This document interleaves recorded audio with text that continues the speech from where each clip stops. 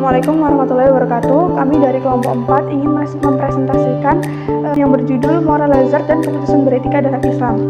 Kelompok kami terdiri dari 6 anggota, saya Evanisa Rosalina, lalu Feni Cindy, Fauzia Intan Nafi, Syarika Satya, Azan Fakih, dan Muhammad Doifullah. Yang pertama, moral hazard. Moral hazard ini dapat dijelaskan sebagai perilaku mengambil risiko secara berlebihan karena pelaku merasa aman dari dampak negatifnya. Selanjutnya saya akan menjelaskan faktor-faktor yang menyebabkan moral hazard. Nah, ada 3 faktor yang menyebabkan moral hazard itu terjadi. Yang pertama ada faktor internal. Faktor internal ini bisa terjadi karena kurangnya tanggung jawab individu terhadap resiko. Jadi suatu individu itu hanya mengejar keuntungan pribadi tanpa memikirkan dampak jangka panjangnya. Kedua ada faktor eksternal. Faktor eksternal ini terjadi karena ketidakseimbangan ekonomi yang membuat seseorang itu tergoda mengambil risiko yang tinggi. Hal ini terjadi karena lemahnya pengawasan dari pihak institusi keuangannya. Kemudian yang ketiga ada asymmetric information atau ketidakseimbangan informasi antara dua pihak dalam melakukan transaksi. Contohnya, misal ada nasabah yang sudah tahu bahwa mereka itu tidak akan diperiksa dengan ketat. Nah, hal itu memungkinkan nasabah tersebut akan melakukan kecurangan dalam keuangan. Selanjutnya akan dijelaskan oleh teman saya. Nah, bagaimana sih pandangan Islam terhadap moral hazard? Dalam Islam, moral hazard merupakan perilaku yang tercela karena tidak mencerminkan sikap sidik, amanah, dan adil. Tentunya, nilai-nilai Islam ini telah diajarkan dalam Al-Quran dan hadis. Tetapi moral hazard itu sangat-sangat menyimpang dari Al-Quran dan hadis. Strategi pencegahan moral hazard.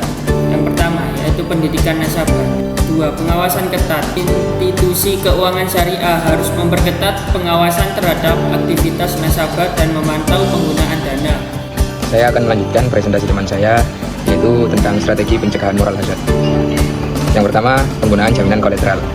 Menyediakan jaminan sebagai alat untuk memastikan nasabah bertindak dengan tanggung jawab. Yang kedua, kontrak yang jelas. Membuat perjanjian yang transparan dan mendetail untuk menghindari kesalahpahaman. Kemudian, pada kecurangan pelaporan keuangan ialah manajemen perusahaan kadang memanipulasi laporan keuangan untuk mendapatkan penilaian positif dari pemegang saham dan pasar. Hal ini bisa dilakukan dengan mengelola laba atau mengatur penyajian laporan keuangan. Nah, kesimpulannya ialah moral hazard merupakan tantangan besar dalam dunia keuangan, termasuk dalam sistem keuangan syariah. Jika tidak dikelola dengan baik, maka moral hazard dapat merugikan banyak pihak dan merusak kepercayaan terhadap sistem keuangan. Dalam hal Islam, solusi untuk masalah ini adalah dengan menerapkan nilai-nilai etika Islam seperti kejujuran, tanggung jawab, dan transparansi. Dengan strategi yang tepat seperti pendidikan nasabah, pengawasan, dan penggunaan jaminan, masalah moral hazard ini dapat diminimalisasikan. Keuangan syariah yang berbasis pada prinsip-prinsip etika Islam tidak hanya memberikan keuntungan, namun juga membawa keberkahan dan manfaat sosial bagi seluruh masyarakat sekitar.